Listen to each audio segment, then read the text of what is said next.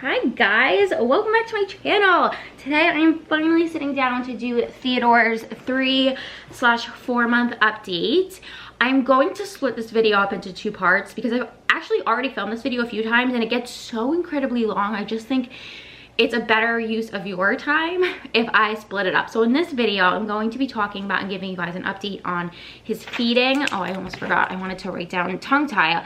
I'm going to give you an update on the tongue tie situation, on feeding, his schedule, formula, spit up, teething. Like, that's all going to be in this video. And then my next video, I'll talk to you guys about his sleep, his naps, and just like other developmental stuff. So if you're more into like, I'll say he's been sleeping through the night for a while now. So if you want to know more about that and more about how his naps and stuff are going, that'll be a separate video. This video, let's talk about this past month, how we got him to gain weight, because spoiler, he did, thankfully, and formula, how we chose the formula, spit up, and then I'll talk about the tongue tie stuff. So let's start with the stats. Let's start with the numbers.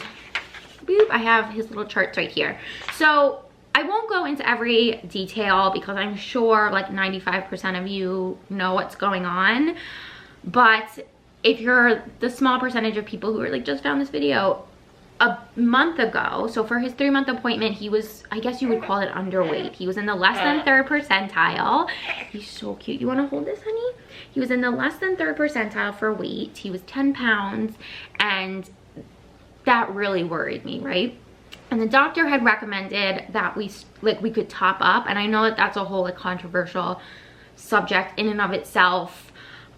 At the time, I just knew that he needed more food, right? And I had been exclusively breastfeeding him, but I was using a nipple shield, which can cause baby to not be able to like fully drain out your breast. Also, my Hashimoto's disease can also affect milk supply. So like there were a lot of factors in play that I had to address and deal with over the past 6 weeks.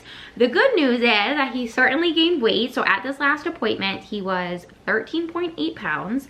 That shot him back up into the 24th percentile. So I've been trying not to compare him to other kids, which, I mean, I say that out loud, but it's hard. It's hard not to. What had worried me at the 3-month appointment was that his numbers being so low weren't keeping in line with the numbers that he had previously had. So he had previously been in the 20th percentile, the 35th percentile for height, and the 16th percentile for weight, the 23rd percentile for weight, and then all of a sudden that 3-month appointment, he dipped down really low, and that's what had concerned me.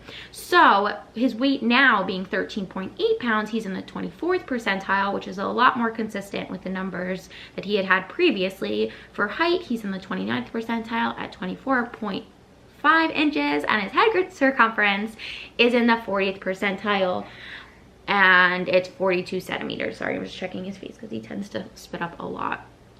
So that was all such a relief.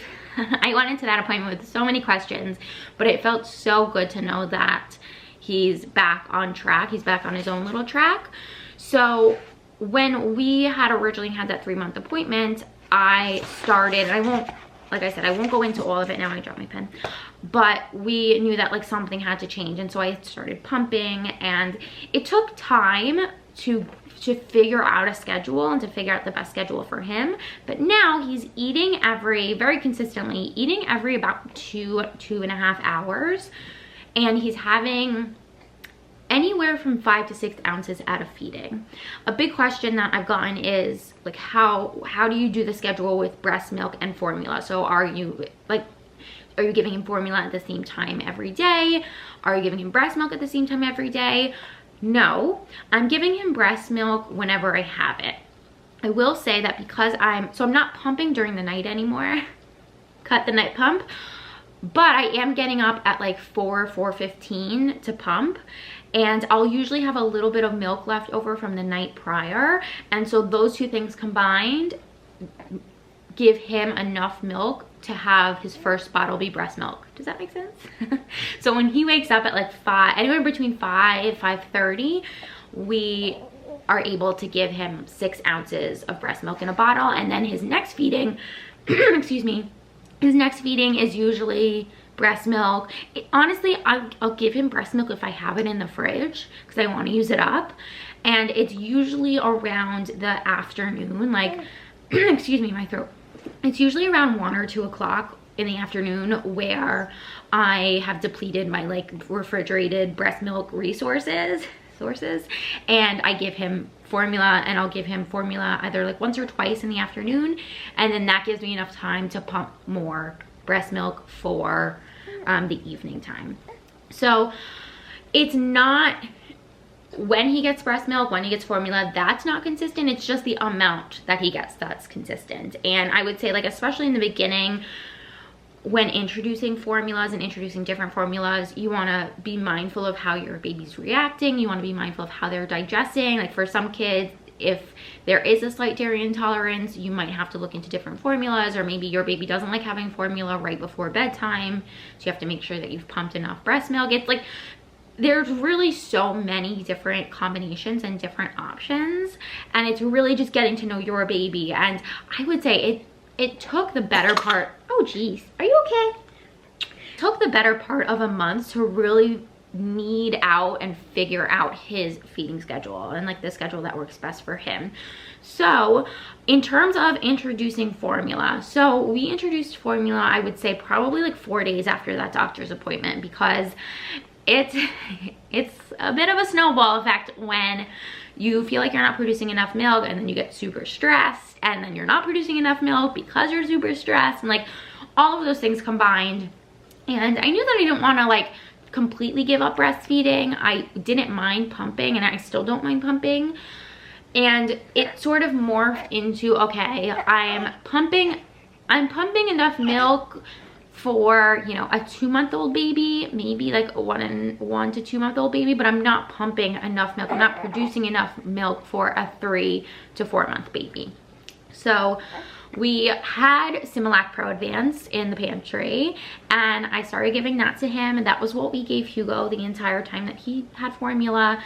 He seemed to get on with it pretty well. And then we recently transitioned to, I would say, I guess it's been like almost 4 weeks ago, we transitioned to, well, I guess it would have been less than that.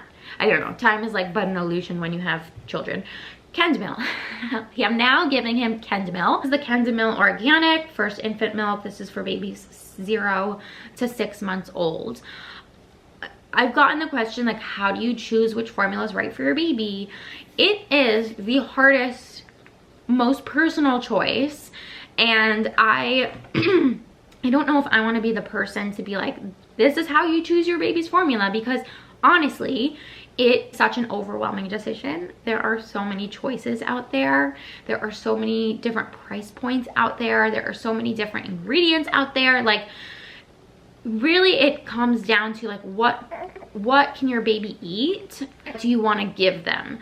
So what I used, and I'll link her Instagram down below. There's an Instagrammer, I'm pretty sure her account is called Just Ingredients.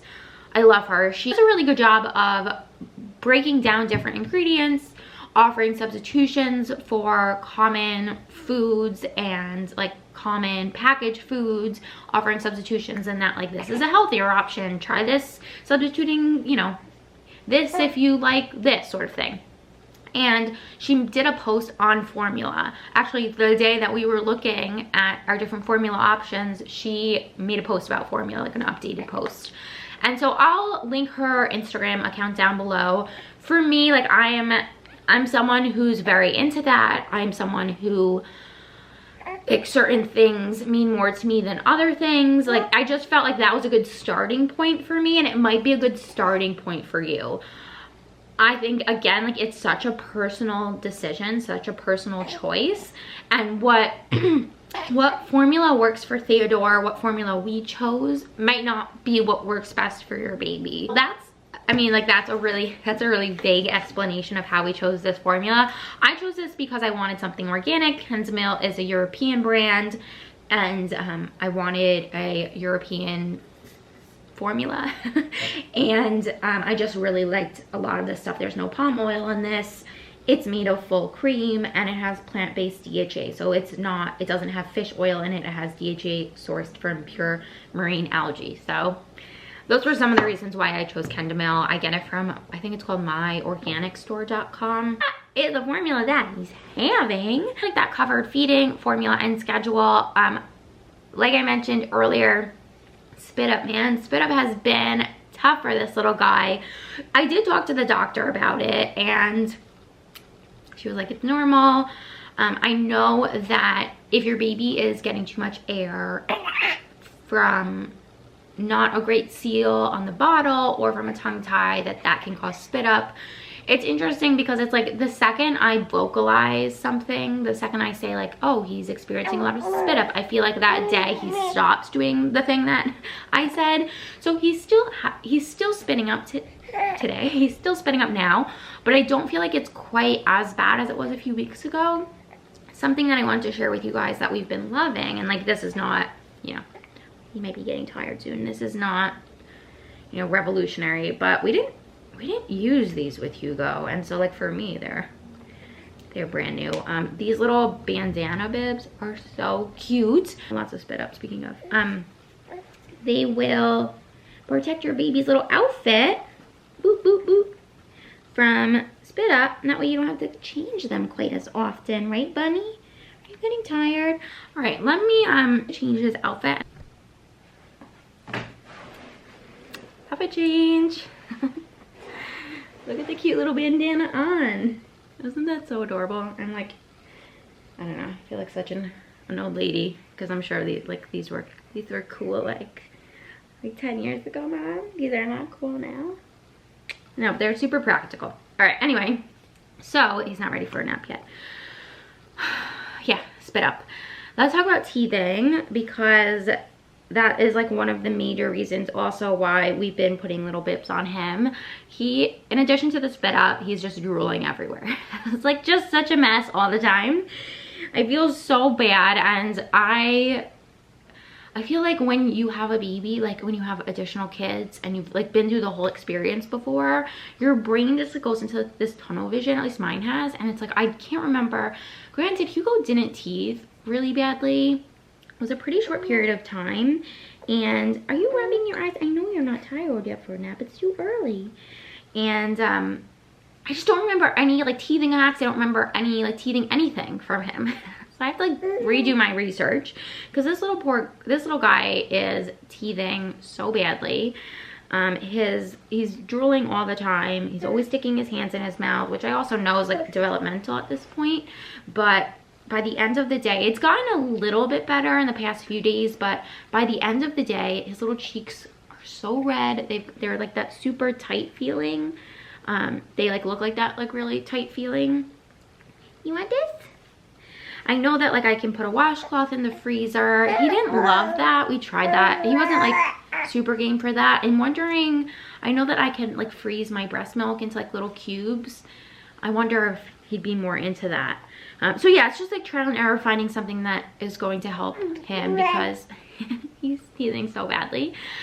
All right, let's finish now with tongue tie. So let's talk about the tongue tie.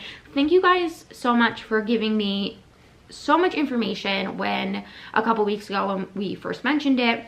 You guys telling me all about your experiences was so helpful on both sides, because I had some people saying like we did the tongue tie revision surgery and it was the best thing that we could have ever done for my baby and for breastfeeding, and then I had some people say like we didn't do it and I just bottle fed and like everything was fine too. So I just really appreciated hearing both sides and being able to digest a wide spectrum of experiences and information. So I ended up talking with a few different professionals and lastly talking to his pediatrician. The pediatrician recommended that we leave his tongue, that there wasn't an issue enough for us to be worried or for us to then go through with getting the revision. I had a feeling that that was the case, especially with how he had been eating recently and the suction that he was able to get on the bottle. And I just felt like we were in a really comfortable place with feeding and that he was getting the nutrients that he needed from his bottle. He was getting the breast milk from the bottle. He was getting formula from the bottle, like, and everything was fine. I didn't want to do the surgery if we didn't have to do it, no matter how easy and simple it was going to be. The doctor said, like, if in the future it turns up to be an issue, if it causes a speech impediment, or if for whatever reason later down the road it seems to be causing an issue, then we can get it rectified at a later date. And I know that that's not, I don't know, that might not be what everyone's decision would be, and that might not be the route that everyone would take in the situation, but I didn't for him, I didn't want to do it unnecessarily. I wanted to follow the advice of the doctor. So if the doctor said, yes, you need to get it done, then of course I would do it.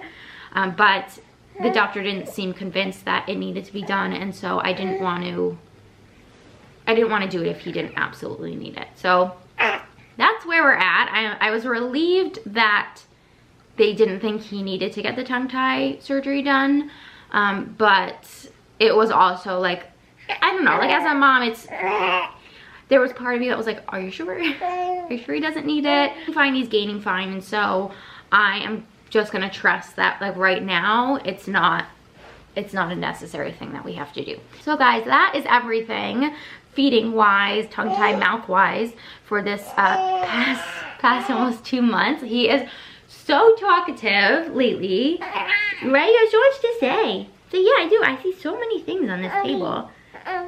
In the next video, I'll talk about sleep and his naps and some developmental stuff. Hello. Yeah, I think that's good. What do you think? You think that's a good idea? Yeah, okay. All right, guys. We'll talk to you soon, right? Say yeah, we will. Yeah, we will. Bye.